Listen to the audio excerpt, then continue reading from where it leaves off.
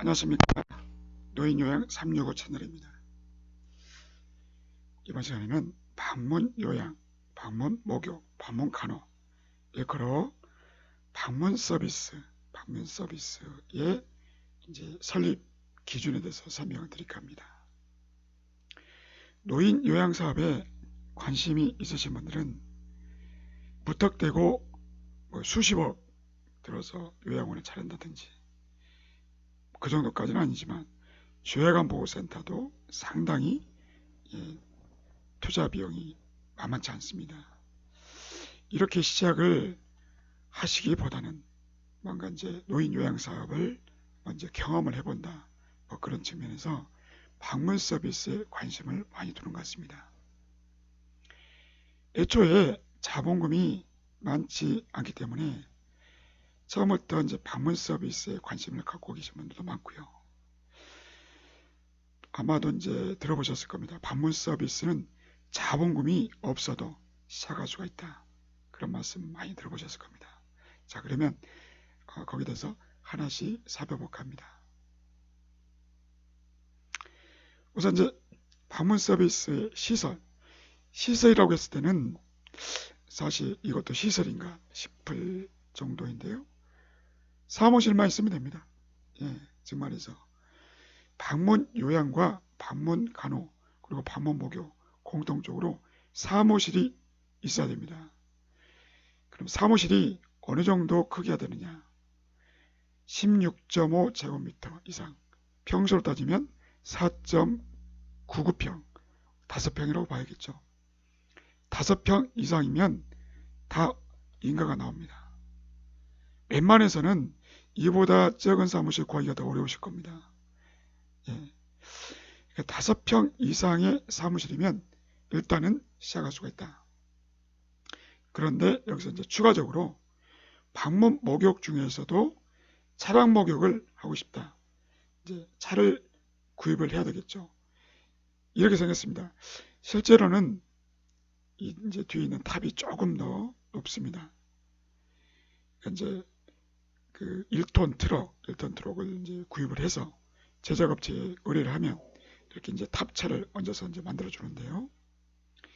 대략 한 4,500에서 5천만 원 정도 그렇게 이제 제작 비용이 들어갑니다.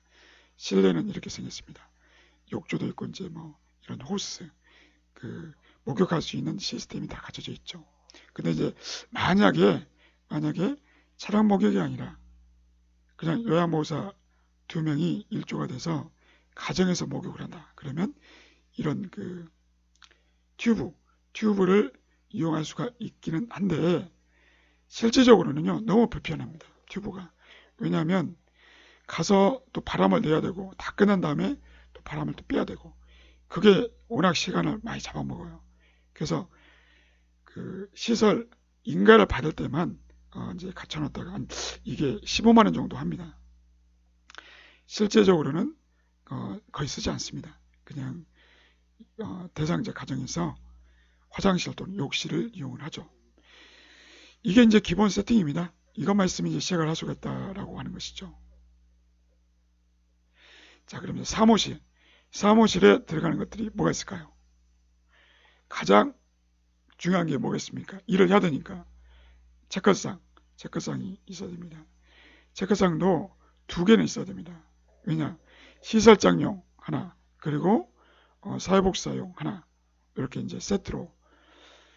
책상이 있으면 의자도 있어야 될 것이고, 이제 또 이런 이제 서류함 이런 것들도 이제 갖춰야 될 것입니다. 그리고 응접 사트. 사실 사무실에요.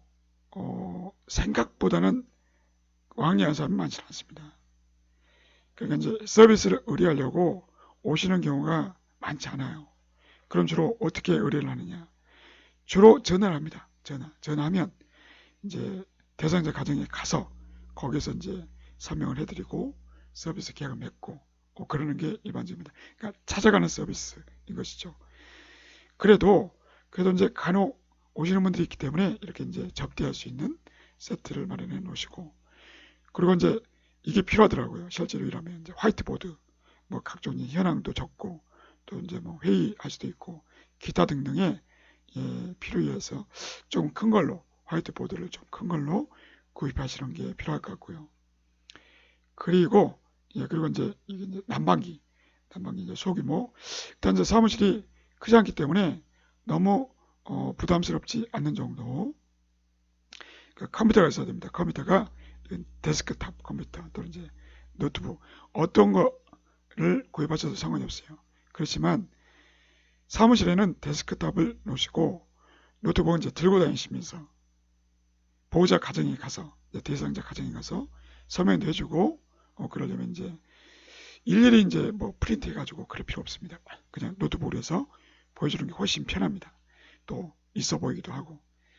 그리고 이제 복사를 할 일이 많아요. 의외로도.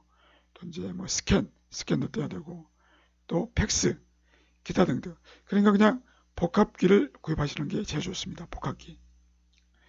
그리고 이제 전화기는 이제 별도로 구입하시고, 난방기가 있으면 여름엔 또 에어컨이 있어야겠죠. 에어컨. 또 하나가 이제 각종 서류를 보관할 수 있는 캐비넷, 이제 서류함. 이게 은근히 비싸더라고요. 자, 그래서요, 여기 보시면요, 규정에 따르면 이렇게만 나와 있어요. 그냥 사무실 공동적으로 갖춰야 되고, 통신 설비, 집기 등 사업에 필요한 설비 및 비품 다 이제 공동적으로 필요하고, 이제 차량 목욕을 하는 경우에 방문 목욕에서는 이제 그 이동 목욕 차량을 구입한다. 이렇게만 나와 있습니다. 이거는 이제 규정이 없어요. 그냥 필요한 만큼 이제 갖춰 놓으시면 된다. 근데 저는 이제 실제로 해봤고 또 이제 그 컨설팅도 해드렸습니다만은 일단 처음에는요 비싸게 가지 마십시오. 이거 다 중고로 하셔도 돼요. 심지어 컴퓨터도 그냥 중고로 구입하세요. 데스크탑도요 중고로 구입하시면 대략 15만원 이 정도면 구입을 할 수가 있습니다. 특히 이런 서류함 이런 것들을 시중에서 제대로 구입하시려면 거의 뭐 45만원 50만원 이렇습니다. 부담이 커요. 이것도 그 쇼파 같은 것도요 중고로 하시던가 아니면 그 저렴하게 막 5만원짜리 하셔도 돼요. 누가 와서 이렇게 뭐 싸구려를 이렇게 했느냐 그거 갖고 뭐라고 하시는 분도 없습니다.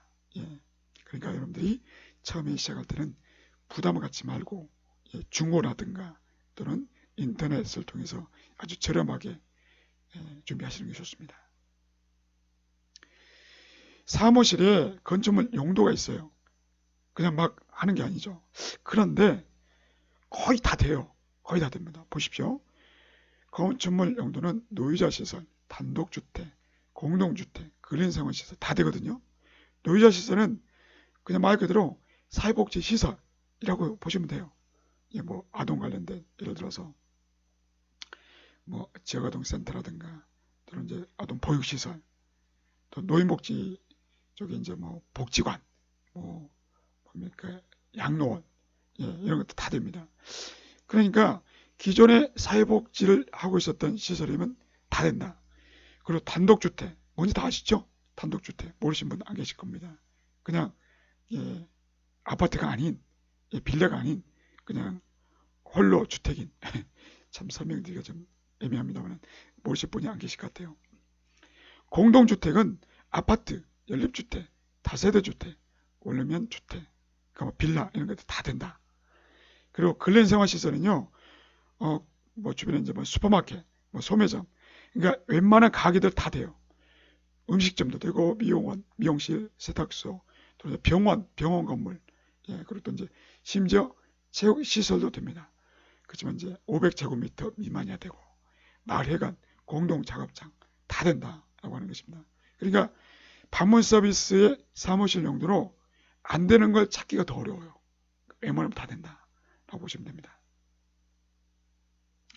자, 방문 서비스는 자본금이 사실상 없이도 시작이 가능합니다. 사무실 임대료 대략 한 30만원에서 50만원 선. 시골 가나 도시나 거의 비슷해요. 이 정도 들어간 것 같아요.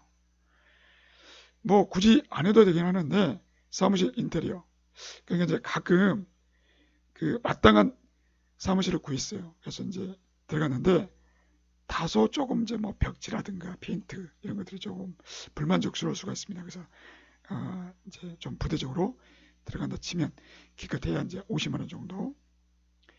그래서 초기 비품, 앞서 살펴봤던 뭐 책걸상, 뭐 이제 컴퓨터 뭐 이런 것들. 그러니까 비싸게 주려면요 한없이 비싸요. 근데 제가 말씀드렸죠. 중고로 구입하시라고. 예.